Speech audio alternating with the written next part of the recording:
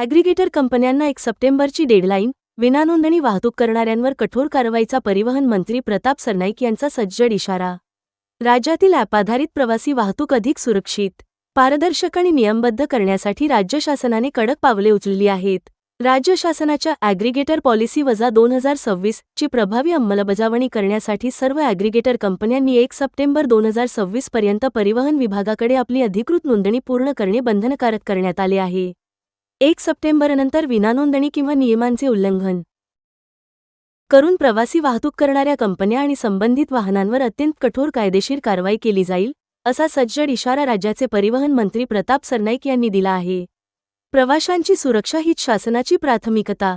सध्या संपूर्ण महाराष्ट्रात ॲप आधारित ओला, उबर इत्यादी प्रवासी वाहतुकीचा विस्तार वेगाने झाला असून दररोज लाखो नागरिक या सेवांचा वापर करतात. या पार्श्वभूमीवर बोलताना परिवहन मंत्री सरनाईक म्हणाले, प्रवाशांची सुरक्षितता, वाहनांची कायदेशीर वैधता, चालकांची पात्रता आणि ॲग्रिगेटर कंपन्यांची जबाबदारी निश्चित करणे ही काळाची गरज बनली आहे. प्रवाशांना सुरक्षित आणि विश्वासार्ह सेवा मिळणे हा त्यांचा मूलभूत हक्क आहे. ॲग्रिगेटर पॉलिसी -2026 मधील महत्त्वाच्या अटी व नियम. विमा संरक्षण अनिवार्य. ॲग्रिगेटर पॉलिसीनुसार प्रत्येक वाहनासाठी आवश्यक आणि वैध विमा, इन्शुरन्स असणे बंधनकारक असेल. सुरक्षा यंत्रणा कार्यान्वित करणे. प्रत्येक कंपनीला प्रवाशांच्या, विशेषतः महिलांच्या सुरक्षेसाठी ॲपमध्ये आपत्कालीन यंत्रणा SOS सेफ्टी फीचर्स कार्यान्वित ठेवावी लागेल. परिवहन विभागाला कडक सूचना. नियमानुसार ठरवून दिलेल्या सर्व सेवांची अंमलबजावणी कंपन्यांकडून होते की नाही, यावर बारकाईने लक्ष ठेवण्याचे निर्देश परिवहन विभागाला देण्यात आले आहेत. कायद्याच्या चौकटीतच व्यवसाय करावा लागेल. परिवहन मंत्री.